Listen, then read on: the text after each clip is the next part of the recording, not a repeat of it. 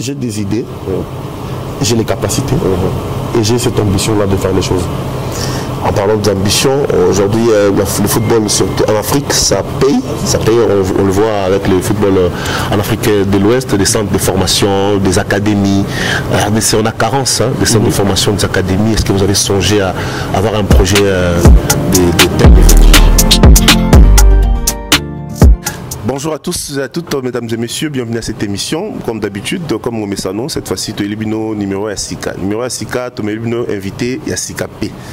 Aujourd'hui, sur le Parle Leader Foot, nous allons aborder un sujet très crucial. Tout le monde se pose des questions sur les élections qui auront lieu à la Fédération congolaise de football. Et Bissopé, tu es présenté nos candidats. Wazali Mwana Mboka, ancien footballeur, habita en Belgique, habita en Italie, habita en Pays-Bas, habita en Turquie et en Roumanie.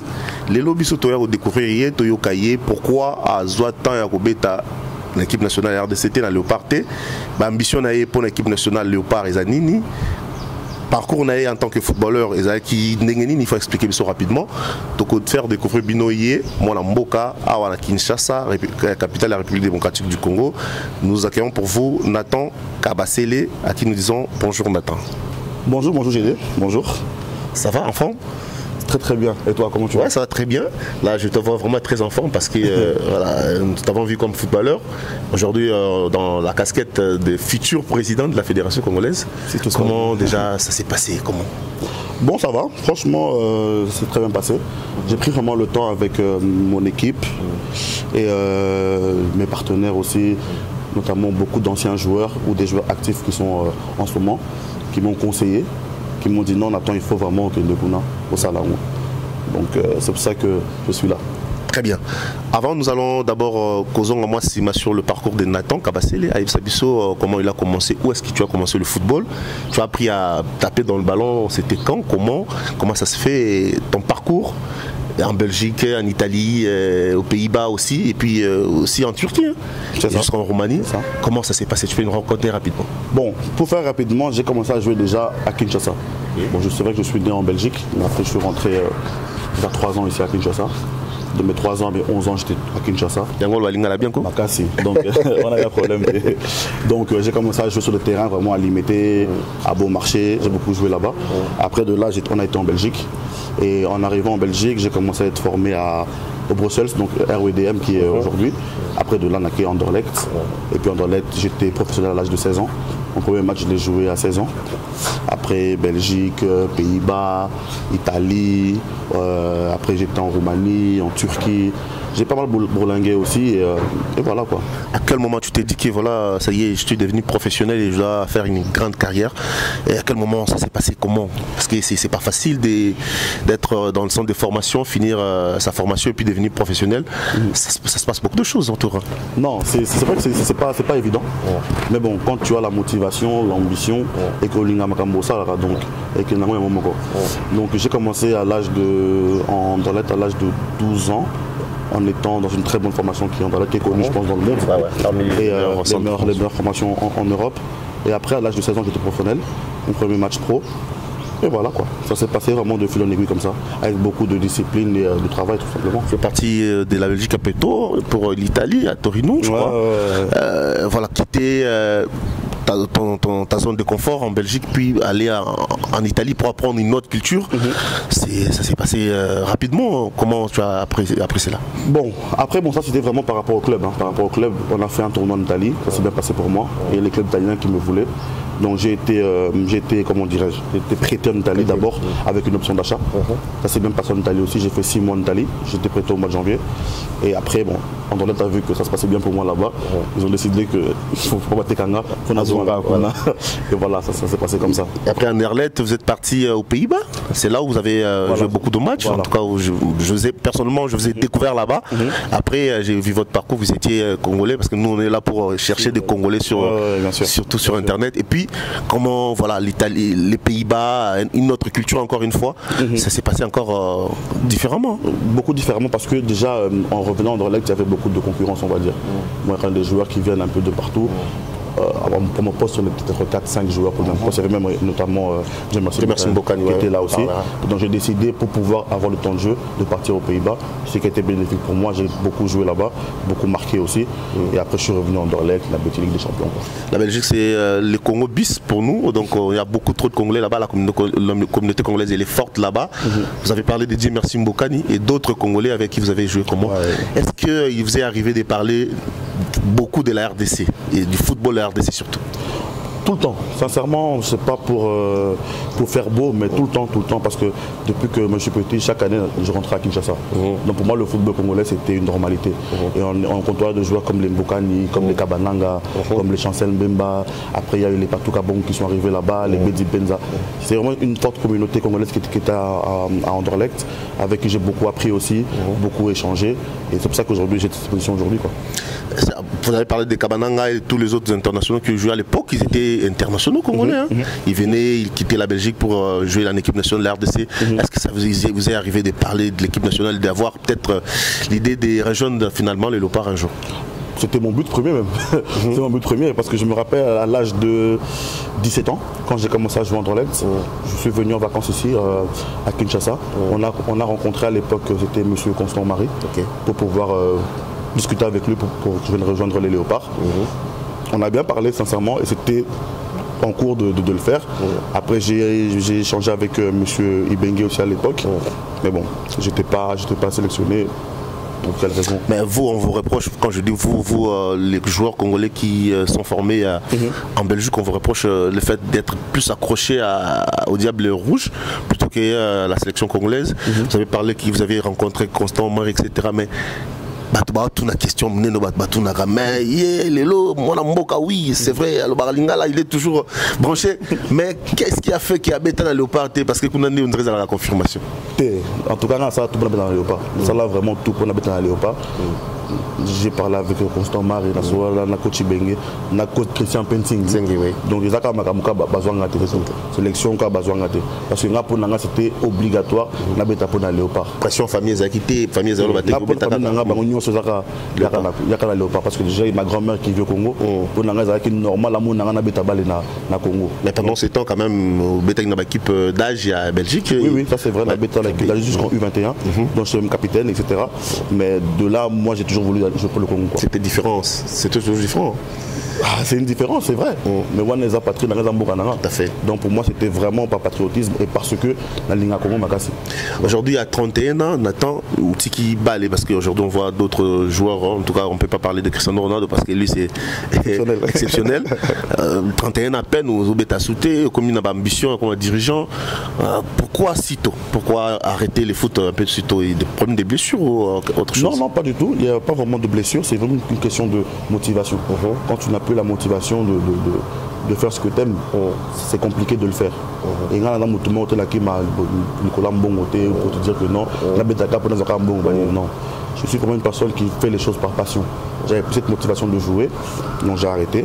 Et j'ai aussi une famille, j'ai des enfants, aller les voir grandir, etc. Et là, je me suis dit, bon, comme football, pourquoi pas faire autre chose, mais toujours dans le football? C'est ça. En parlant justement de autre chose, vous avez décidé finalement d'avoir plus d'ambition. Et d'un coup, l'ambition directement de viser le haut sommet du football congolais. Vous ne voyez pas que ce sont des ambitions un peu démesurées? Démesuré non, parce que comme je t'ai dit tout à l'heure, j'ai commencé très tôt à jouer au football à l'âge de 16 ans, à une époque où jouer à 16 ans c'était compliqué. Maintenant il y a beaucoup de jeunes qui jouent assez tôt, mais à l'époque où on a 16 ans, c'était quelque chose. Donc pour moi l'ambition a toujours été quelque chose de normal et naturel chez moi. Donc viser le haut sommet du football congolais, non. J'ai pris conscience de beaucoup de choses. Ça fait déjà près d'un an qu'on travaille sur ça. Près d'un an qu'on travaille sur ça. La bonne stratégie, comment faire les bonnes choses. Parce qu'aujourd'hui, le football congolais, il faut se le dire, c'est le néant total. Beaucoup de gens en souffrent. Et voilà, simplement. En tant que Congolais, vous avez vécu dans de meilleures conditions en Europe. Et est-ce que c'est cela qui vous a étiqué un peu pour dire que voilà, les conditions qui sont ici, on peut aussi les faire en Afrique. Voilà pourquoi je dois avoir plus d'ambition, viser la fédération. C'est parmi les motivations. Bien sûr, pas qu'en Europe, hein. Il y a d'autres pays en Afrique ici où il y a des infrastructures, où leur football marche assez bien. Et je me dis, le Congo, avec la richesse qu'on a, même en termes de talent des joueurs, on se doit de donner quelque chose de bien à ces jeunes-là. Parce qu'il y a beaucoup de jeunes qui sont en train qui jouent dans les rues ici, qui sont exceptionnels. Tous les jours, je fais des tours, je vois beaucoup de joueurs qui jouent. Et pour moi, c'est inconcevable que le vivier congolais qu'on a ne puisse pas sortir autant de joueurs que certains pays, comme la Côte d'Ivoire, le Cameroun, les pays du Maghreb aussi. Donc c'est un peu pour ça que je suis là, quoi.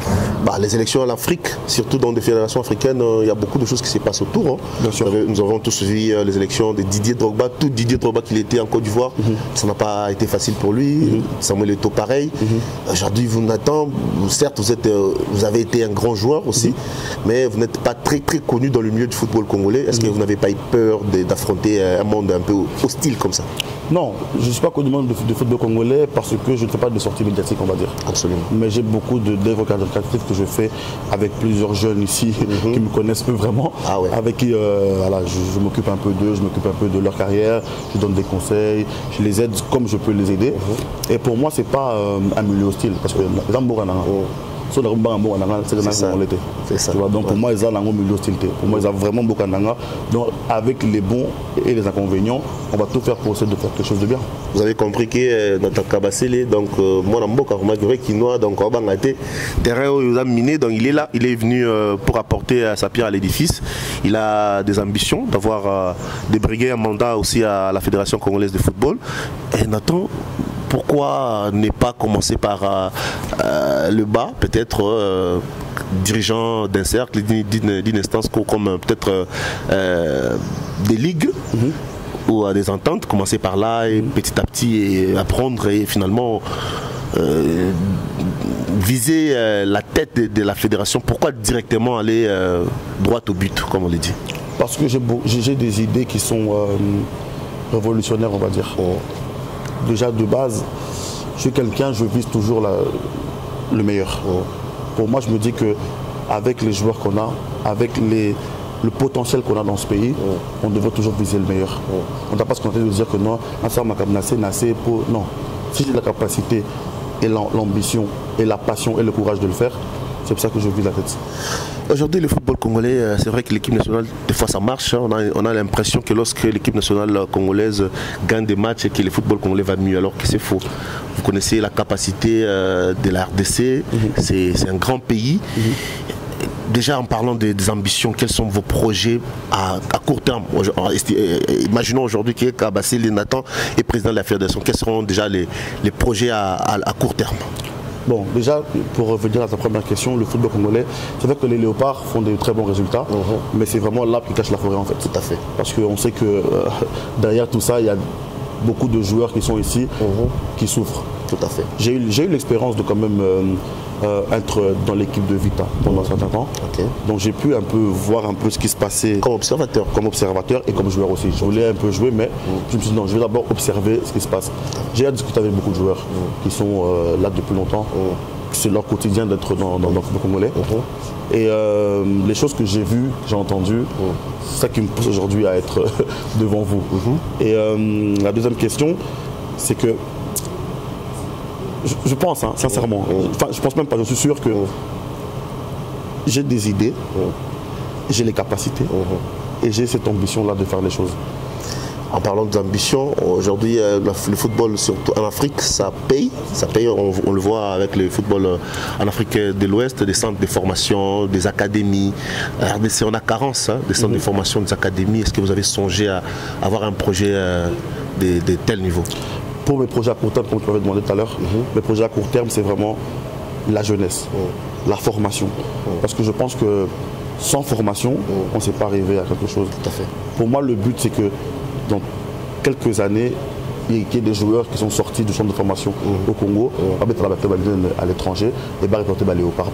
Pour moi, c'est vraiment cette ambition-là. Parce que si on regarde l'équipe actuelle des léopards, c'est beaucoup de joueurs qui ont été formés à l'étranger et qui viennent au Congo pour aider. Et ça, c'est très bien aussi, je trouve. Mais le but, c'est aussi d'avoir un vivier qui puisse aussi commencer à apporter quelque chose au Congo. Quand tu as des joueurs comme les Chancel Mbemba qui ont été formés ici, les Micha Kinet, tout ça, ça fait du bien, ça fait plaisir. Parce qu'il y a beaucoup de jeunes qui se voient en eux. Et le but, c'est vraiment d'aider tous ces jeunes-là avec des centres de formation de qualité, des bons éducateurs et sur des bons entraîneurs pour eux, quoi. Et en parlant de l'organisation du championnat, par exemple le championnat national, c'est le cœur même, le poumon du football congolais. Est-ce que vous suivez les championnats de la RDC? Je le suis quand il passe. Parce que c'est vrai qu'il y a beaucoup de problèmes avec les voyages, il y a beaucoup de problèmes par rapport aux diffusions, etc. Mais ça, c'est quelque chose que dans mon programme électoral, on a un programme basé spécifiquement pour ça. Parce que le championnat, le format actuel, il n'est pas assez bon. Il n'est pas assez bon, ça fait que s'il y a beaucoup d'incohérence avec ce que les gens veulent. C'est pour ça que quand on voit maintenant nos stades, ils sont vides à peu près. Quand tu vois un match de Vita Imana par exemple, c'est plus la même ampleur qu'il y avait à l'époque. Pourquoi? Parce qu'il y a un problème de gestion. Donc avec mon équipe, on a vraiment un programme spécial pour ça. Je ne vais pas dévoiler ça maintenant. Tout à fait. Voilà, mais aujourd'hui, on peut tout dire, mais quand même, il y a des présidents de clubs. Le président du club, qui est le football quand même. Ici, il y a des présidents au Batia Bambo Bango. Bien sûr, bien sûr. Ils sont là. Est-ce que vous avez quand même rencontré quelques-uns pour discuter? Parce qu'ils font partie intégrante. Il y a le football congolais, et sincèrement, pour revenir à ça aussi, déjà félicitations à eux parce que c'est pas facile. Hein. C'est pas facile de gérer un club ici au Congo, mais ils mettent leurs moyens parce que c'est des passionnés. Absolument. Donc c'est ce genre de personnes qu'on a besoin ici pour l'évolution de notre football. Non, j'ai pas encore eu à parler avec certains, mais j'en connais pas mal. Donc dans les jours à venir, vous me verrez beaucoup avec beaucoup de dirigeants des clubs pour pouvoir échanger et trouver une stratégie pour améliorer le football. Parce qu'aujourd'hui, ils ont dit que non, on a comme président, ils ont non. La présidence c'est bien, mais il faut travailler avec tout le monde pour que le football n'a pas passionné autour du football et qu'il y ait les bossos. Voilà, il y a un adage en lingala le barasso, moi na sosozo vimba na nzungu. C'est que maman c'est aujourd'hui Nathan oye na ambition minene mbala moko viser loin. Est-ce que maman na nzungu, est-ce que tu as un mentor, quelqu'un qui est là, qui te pousse, qui dit voilà, en tout cas que ce soit sur le plan politique ou que ce soit sur le plan footballistique comme on le sait. Est-ce que tu as un mentor? Baza, Baza Kamorote. Baza moi est belé. D'accord. Baza moi est belé, ben c'est non. Kende, toi na simana. On a dévoilé bangote pour mais ben c'est Kende, toi na simana. Et un jour, je dirais, Baza est belé vraiment tout le monde très sérieux et surtout des passionnés aussi, hein. Des passionnés aussi qui voient en moi quelque chose de bien et donc c'est pour ça qu'ils sont en train de me pousser. Être un bon leader, c'est aussi avoir des bons collaborateurs. Parce que vous avez songé à votre monture, qui vont constituer votre monture, les personnes avec qui vous allez travailler pour la réussite du football congolais. Et quelques noms, hein. En tout cas, je ne sais pas trop entrer dans le détail, mais il y a des gens qui voient en quelques noms, comme par exemple votre aîné Ilungerita, qui est parmi le milieu du football congolais. Est-ce que vous avez rencontré Ilungerita, vous avez partagé votre idée, ou dans votre monture, vous songez à intégrer des personnes comme ça? En tout cas, dans ma monture, ça peut être sûr, j'ai vraiment l'ambition de mettre beaucoup de joueurs, des anciens léopards, des personnes qui connaissent le football, des personnes qui aiment le football. Tout à fait. Le plus important, c'est que c'est la FECOFA. La FECOFA, c'est la Fédération du football congolais. Donc il faut qu'on ait des joueurs au Beta na Léopard, au Beta na Congo et puis au Balinga à Balé.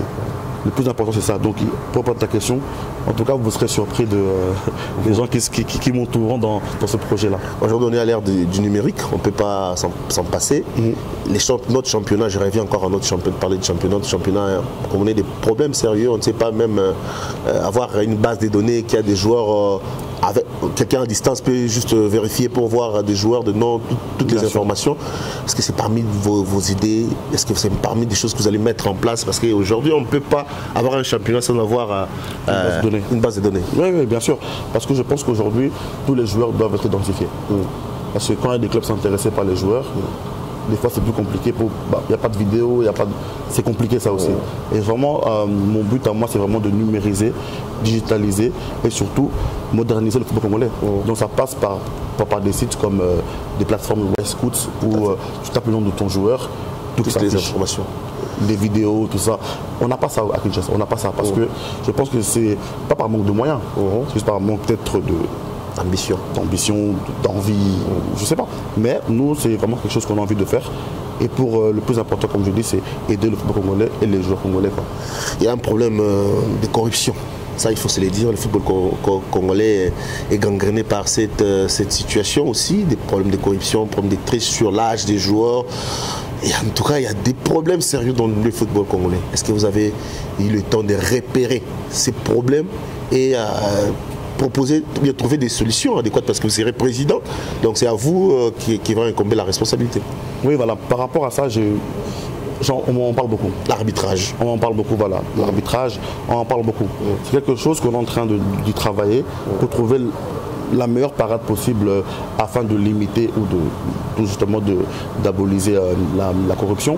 Mais c'est quelque chose qui est vraiment sur la table ou tout talango vraiment pour tout salango. Parce que qui dit corruption dit manque de moyens.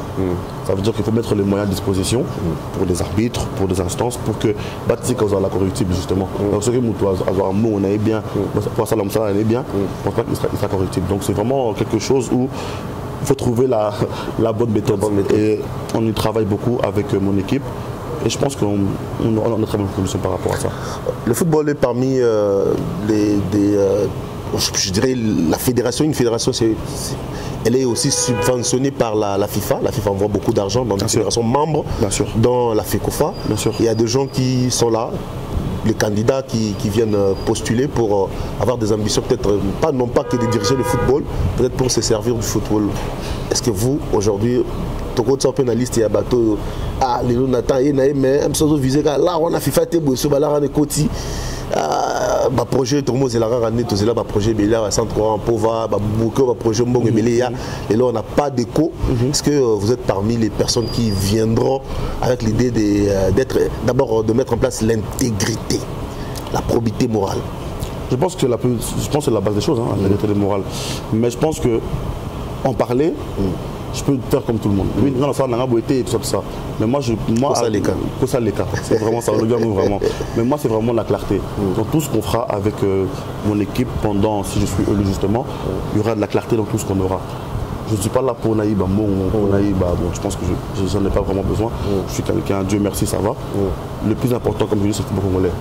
Parce que ça l'a passé. Ça l'a passé. Au monde a talent, Babé Talibanda. Mais peut-être que ces enfants-là, ils n'auront pas la chance, mais un talent énorme. Donc on fera tout, on mettra tout à disposition pour justement ces jeunes là-bas se retrouver. C'est que ça, il a rappelé l'autre. Donc je ne suis pas là pour ça. Moi, je suis là pour le football congolais avant tout. Et comme je dis, il y aura une clarté. Il y aura vraiment une clarté avec toutes les instances qui s'en occupent pour vous montrer que non, il y a autant. C'est pour ça vraiment qu'on est là-bas. J'ai suivi votre interview, je crois que c'était la semaine dernière avec ma confrère à Paris, Emmanuel Kamafosset, nous saluons Papa Passoula et les autres. Dans l'émission, le mec qui a eu ça, projet en place, on ramené des journalistes, tout ça pour que les joueurs apprennent Koloba. Donc on estimait que peut-être que certains joueurs congolais ont la difficulté à le média, ça peut être un frein. En tant que footballeur, au cas dans le centre de formation, la communication elle a sa place. Bon, la communication c'est la base des choses. Parce que tu es un joueur, tu deviens un produit. Il faut savoir se vendre, il faut savoir se défendre et il faut savoir s'exprimer. Tout à fait. Et je pense que le problème du joueur congolais, c'est pas qu'il ne sait pas s'exprimer, c'est que des fois ils appellent Kobanga. Devant une caméra, savoir parler, c'est pas donné à tout le monde. Moi je suis devant vous dans le Baboué, mais j'ai fait des cours pour ça. On était en centre de formation d'Anderlecht, on avait des cours où on nous apprenait à parler devant les médias, on nous apprenait à s'exprimer, à dire les choses. Donc je pense que c'est quelque chose qu'il faut vraiment instaurer à tous les clubs pour que les joueurs puissent savoir communiquer juste avec se faire comprendre. C'est ça le plus important aussi, se faire comprendre et comprendre les choses. Et ne pas avoir cette peur-là de c'est un ou non, parce qu'il y a des joueurs qui ne parlent pas français. Le français, c'est pas le somme de la vie. Tout à fait. Mais savoir s'exprimer, je pense que c'est le même en lingala, même en lingala, même dans n'importe quelle langue tout simplement, mais ne pas avoir cette peur-là tout simplement. Tout à fait. Aujourd'hui, nous sommes avec Nathan Kabassel, on le rappelle, c'est un ancien footballeur qui a mis pause, qui a pris sa retraite. Il a des ambitions de briguer un mandat à la Fédération congolaise de football.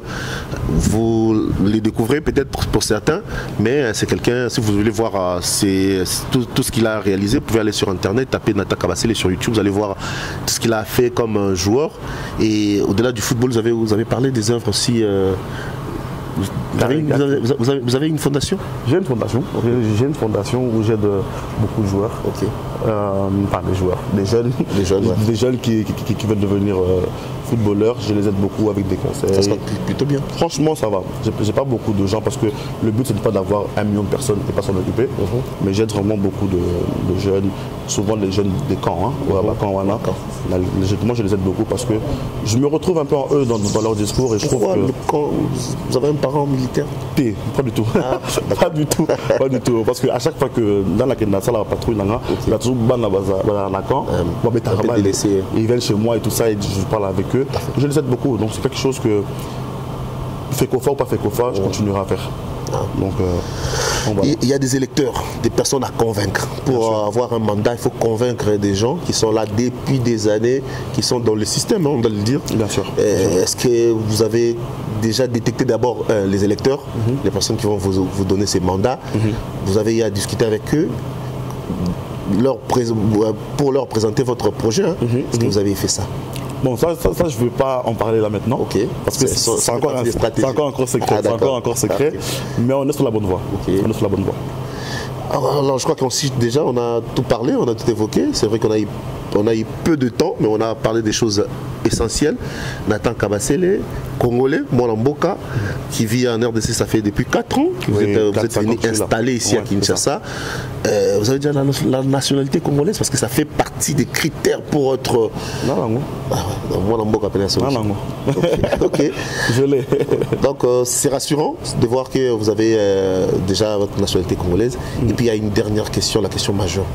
Pourquoi n'avoir pas choisi d'être dans une des montures des candidats qui sont déjà là pour apprendre, entre guillemets, comprendre bien le rouage du football congolais, avoir un mandat, parce que lorsque vous êtes dedans, vous travaillez, vous allez comprendre certaines choses qui n'étaient pas encore connues. Est-ce que c'est une des options ou bien vous êtes catégorique à aller seulement président pour ces mandats? Non, moi, comme je dis, mon ambition c'est d'être président, donc c'est de diriger. Parce que être dans une monture, c'est bien. Mais être dans une monture, c'est pas toi qui décides. Tout à fait. Donc ceux qui président wana ou ozala wana, makamuna ça yango bien té, alors que peut-être qu'ils ça leur fait bien, bien se peut sauver. C'est ça aussi. Le plus important c'est que aujourd'hui ceux qui moutoyent, ça le makamou bien, tout betele ma beaucoup. Tout se perd dans. On n'est pas là pour dire que non, t'es non. Si celui qui fait son boulot très bien, on sera avec lui, on sera d'accord avec lui. Parce que comme je dis, le plus important, c'est pas l'individu, c'est le football congolais, tout simplement. Alors, on a terminé avec vous. Je crois qu'on a terminé avec vous. On va juste placer un mot pour l'équipe nationale première qui joue des matchs importants, qui est bien classée. Peut-être qu'ils pourront se qualifier pour la Coupe du Monde. Est-ce que vous prenez le temps de suivre cette équipe? Quelle chance vous donnez à cette équipe pour la qualification? En tout cas, je joue tous les matchs. J'ai même été à la Coupe d'Afrique en Côte d'Ivoire pour regarder le match. Bon, voilà. Tout le monde sait que mon ami c'est Chancel Mbemba. Donc j'échange tous les jours avec lui. Il y a plein de joueurs, les Théo Bongonda, les Joris Kaïmé. C'est vraiment des amis. Et pour moi, cette équipe, c'est une très bonne équipe, une très belle équipe aussi. Je pense qu'on peut aller super loin. Et le but, c'est pour l'ambition. Le but, c'est vraiment de jouer le dernier carré de la Coupe d'Afrique, pourquoi pas la remporter et se qualifier pour la Coupe du Monde. C'est que tout le peuple congolais attend. Et donc moi, je pense qu'ils ont les capacités et ils vont le faire. En parlant de capacités, nous aussi, en tant que médias, nous essayons de faire le mieux possible pour essayer un peu de mettre en lumière tout ce qui se passe au football congolais. Il y a des médias de la diaspora notamment, comme le Parle de Foot, il y en a d'autres, je ne peux pas citer tous les noms, qui font un travail de qualité, mais qui ne sont peut-être pas reconnus à leur juste valeur. Ils attendent peut-être le changement à la fédération pour se dire que voilà, quelles seront les méthodes de couverture du championnat national par exemple sur le plan de la diaspora. Est-ce que vous avez songé aussi à ça? Bien sûr, parce que je pense que ces médias-là, ils font un bon travail parce que déjà d'une, ils donnent aussi envie aux gens qui sont en Belgique, en France, en Espagne, peu importe, les Congolais, s'intéresser à ce football congolais-là. Ils disent que on voit des bonnes choses, la qualité, l'image, ça bien, on voit. En fait, c'est informatif. Je pense que c'est des gens avec qui il faudrait travailler aussi. Il faudrait donner vraiment quelque chose à ces gens-là pour qu'ils puissent être dans la monture aussi de la FECOFA, parce que c'est des partenaires tout simplement. Tout à fait, tout à fait. Donc voilà. Voilà un dernier mot, si vous avez un dernier mot à placer, un message à adresser aux électeurs surtout, parce que là, dans quelques semaines ici, le vent va bousculer côté de la fédération. Bien sûr. Vous êtes conscient que ça va aller vite. Est-ce que vous avez un message à passer? Non, le message il est simple. Le message c'est vraiment, en tout cas, peuple congolais, au Bavotaka, au Balinga, d'abord football, au Balinga Ndembo, na mwana mboka, na leki na bino, na ya na bino, na mwa na bino. En tout cas, tout ça la nyonso po, championnat na biso, football na biso et que liboso, so bo salinga confiance, tout ça la nyonso, pour vraiment makambo ezonga netikala. Il y a bien les choses qu'on les taputo. Donc voilà. Voilà, nous sommes arrivés à la fin de cette émission. Mesdames et messieurs, merci d'avoir suivi cet entretien avec Nathan Kabasele. On rappelle que c'était un ancien footballeur qui n'a pas joué malheureusement pour l'équipe nationale de la RDC pour des raisons qu'il a évoquées ici. Il a des ambitions de prendre la Fédération congolaise de football. Togozalanaï, on va l'accompagner, on va continuer à faire passer ses messages. Son projet, vous allez le découvrir avec le temps dans le média. Vous allez en tout cas les suivre, Mikolo, moi trop. Merci d'avoir suivi cette émission. À retrouver sur Léopard Leader Foot sur YouTube, sur toutes nos plateformes. Ça va être encore un plaisir de se retrouver pour lors de notre prochain numéro. Merci et bonne suite des programmes sur Léopard Leader Foot.